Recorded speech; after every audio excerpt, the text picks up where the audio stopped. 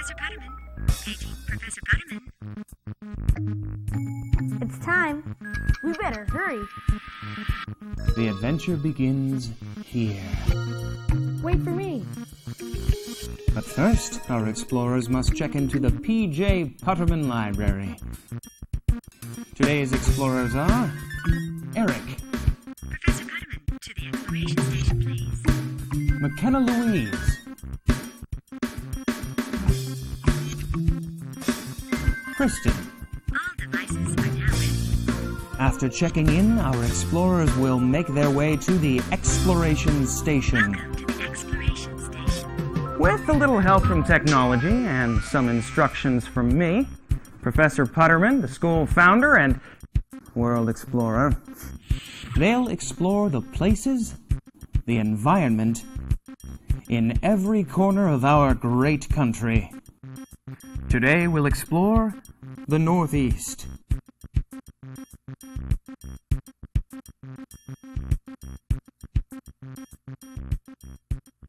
Yeah, the exploration station closes at 6 o'clock. I'll be home at 6:30. Bye, Mom. Hey, you guys. Look at the map. Looks like the northeastern part of the United States. This must be the area for our Explorer assignment today. But what is the assignment? I know how to find out. Maybe Professor Putterman can help us out. Professor, are you out there? I don't think he is. Explorers, I am glad you made it today. Where are you? Well, I'm where the map said I'd be, in the northeastern United States. But why? Well, I'm studying the environment, and the variety here makes it very, very interesting. This is New England. It's beautiful, don't you think? And here I am in the coastal area of the Mid-Atlantic region. You know, there's nothing quite so invigorating as feeling the ocean breeze in your face. So, this is what we're going to explore today? I've always wanted to go there. Some of my family lives in New England. Well, you know, Eric, there's no better time than the present. I'm ready. Okay, then. Away we go. Of the 5 regions in the United States, the Northeast region has the smallest area of land. The Northeast region is divided into 2 areas called New England and the Mid-Atlantic. The states that make up New England are Maine, New Hampshire, Vermont, Massachusetts, Rhode Island, and Connecticut. The Mid-Atlantic states include New York, New Jersey, Pennsylvania, Delaware, and Maryland. You know what? I always thought New England was a state, not an area. Well, people often make that mistake, McKenna, but the fact of the matter is that New England is made up of 6 states!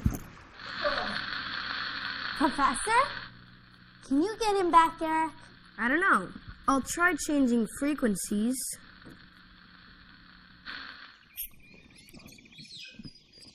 Ah, there you are. We didn't go anywhere, Professor. You did. And now you're on a mountain? I am? Ah, yes, of course. There are mountains everywhere in the Northeast region.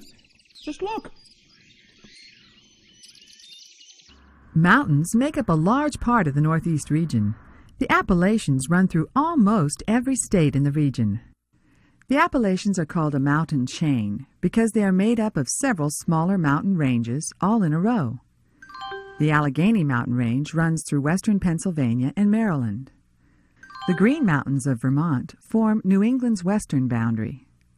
The White Mountains lie in Maine and New Hampshire.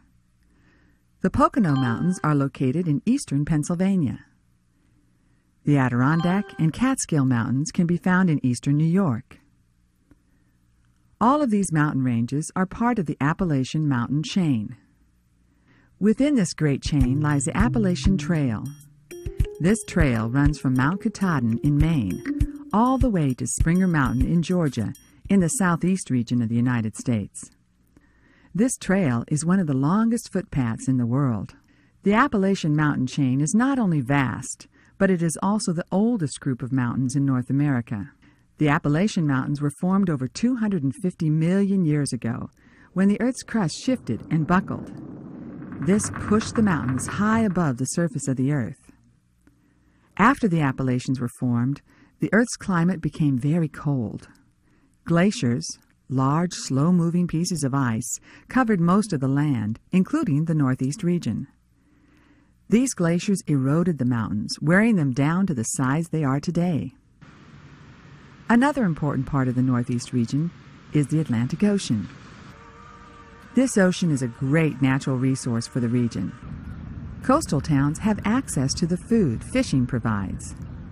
The ocean also provides resources for other businesses, like lobstering. Early settlers to the mid-Atlantic built their towns near the ocean to make trading with their European homelands easier. You see, trading with coastal businesses was easier for merchants than having to travel over rugged lands to buy goods. Also, along the Northeast region, there are a great number of bays and harbors. Large ships can move in and out of these bodies of water easily for trade. The largest of these bodies of water is the Chesapeake Bay. There is quite a variety of seafood to catch there. The Chesapeake was once filled with catfish, clams, eels, oyster, and other sea animals. But overfishing and pollution have greatly reduced these natural resources. Sometimes when people think of the northeastern shore, they think only of rocky beaches. But farther south, the rocky shores give way to the flat coastal plain. This strip of land along the edge of the Atlantic Ocean offers plenty of room to build. So, you can see how important the ocean was and still is to the people of the northeastern region. McKenna, I almost forgot. Here is a taste of the Atlantic Ocean. Taste or smell? Thanks a lot, Professor.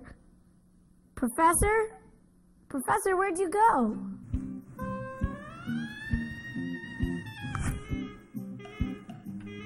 Just looking for clues, explorers. To what? To our next season. The Northeast has a varied climate. It can be extremely cold in the winter and quite hot in the summer.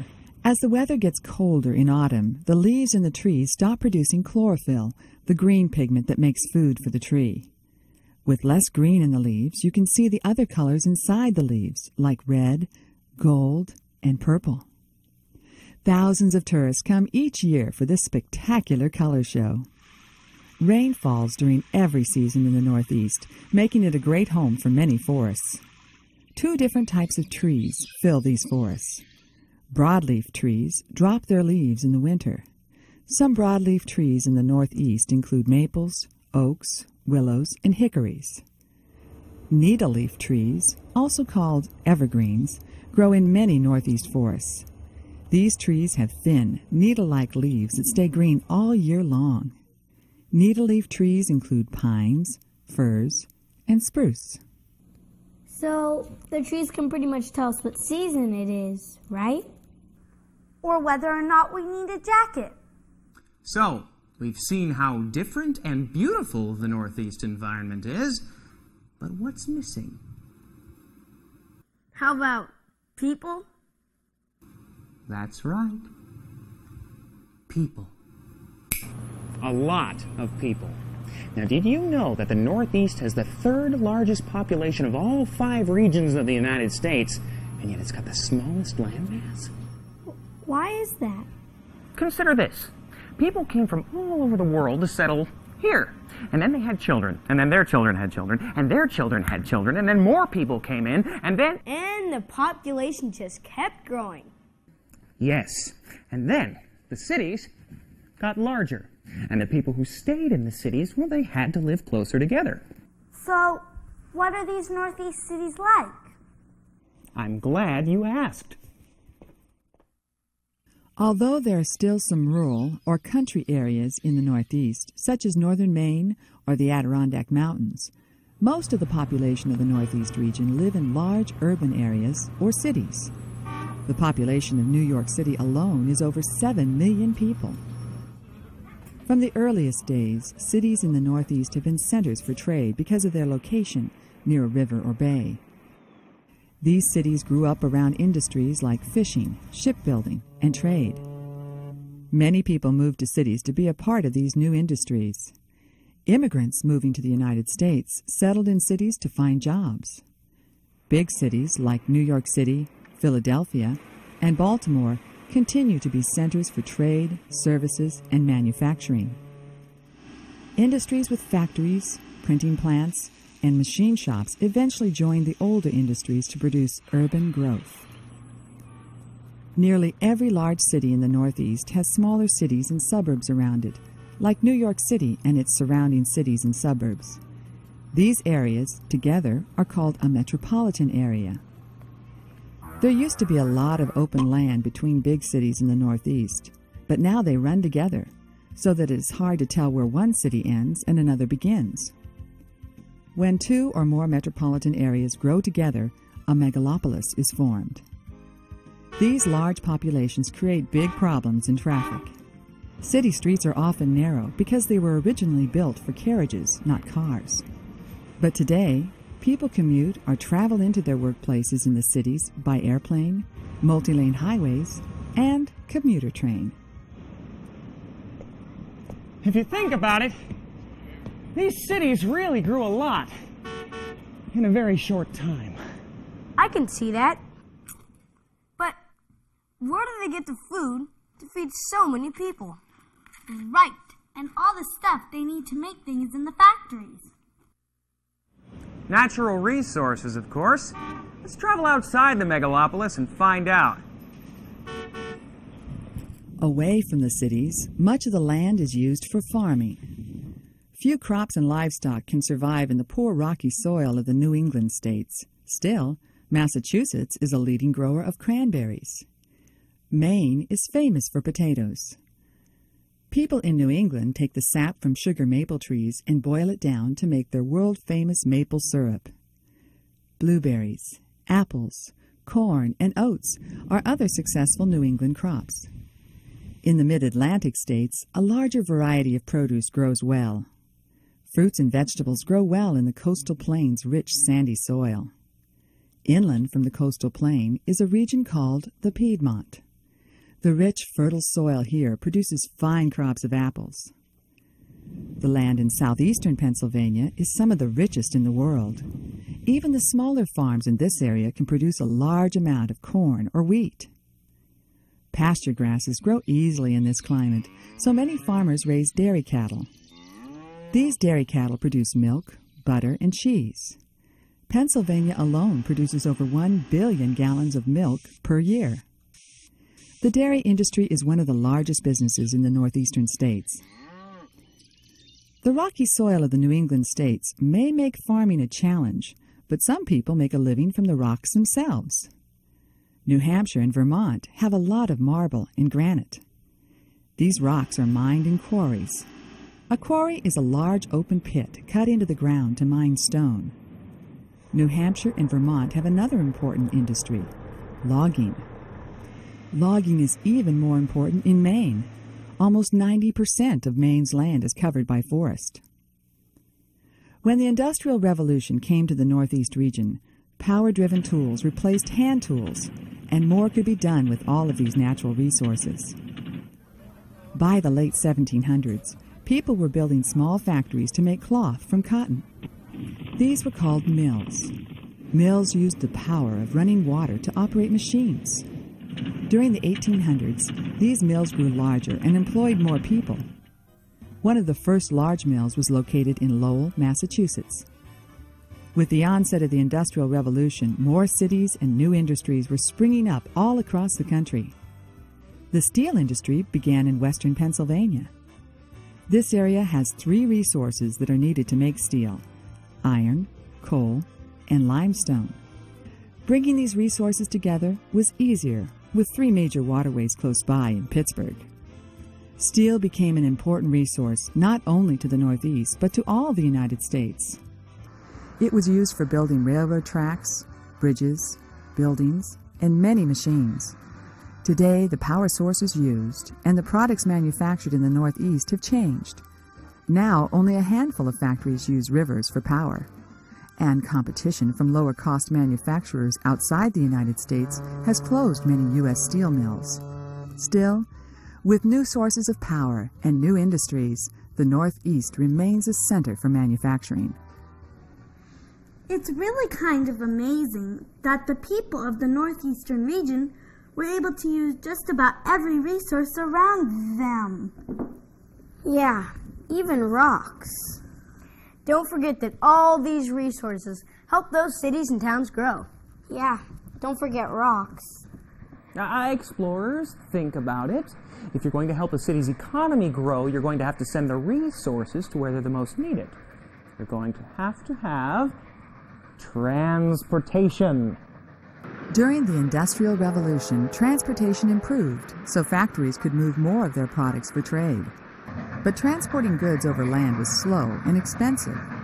Moving goods over water could lower the cost of transportation and improve delivery speed. The Atlantic Ocean, the rivers across the Northeast region, and 2 of the Great Lakes have always been important to the growth of the Northeast, but these waterways were not always connected. The Great Lakes Erie and Ontario lie along the western edge of New York. Lake Erie also borders the northwestern edge of Pennsylvania. Although navigable rivers existed between the Atlantic Ocean and the Great Lakes, the Appalachian Mountains stood in between the 2 bodies of water. Only the St. Lawrence River flowed all the way from the Atlantic Ocean to the Great Lakes, but it was rocky and shallow in some areas and had large drops and fast-moving waters in others. In 1817, New York Governor DeWitt Clinton began the project that would solve that problem. He began building the Erie Canal. It was finally completed in 1825. The 350-mile-long Erie Canal connected the cities of Albany, New York, and Buffalo, New York, by waterway. Ships would come into the New York harbor, up the Hudson River to Albany, and then by Erie Canal to the Great Lakes. Instead of taking 6 weeks to get from New York City to Buffalo, it now took only 10 days. Eventually, other waterways were built, including the New York State Barge Canal System. The St. Lawrence Seaway, a larger and newer waterway, is used most often now. Built by the U.S. and Canada together, this seaway extends 450 miles from eastern Lake Erie to Montreal, Canada. The seaway's canals increase and decrease in elevation along their route, so they use locks that flood to raise and drain to lower the water level as the ships move from one elevation to another. Ships can now transport natural resources between cities along the Great Lakes and beyond to world markets. In fact, this load is heading for another part of the world, Hawaii. But that's in the United States, too. Yes. What region is that in? The library will be closing in 5 minutes. Apparently a subject for another day, explorers. Until then... Please take all your materials. Bye, Professor. And thank you for exploring the Northeast. That was a great lesson. I know, I learned so much. Can't wait to listen. I know. I wonder what we'll learn about. Discover and explore all the regions of the United States. Call 1-800-483-3383 or visit our website, schoolvideos.com, for 100% educational videos.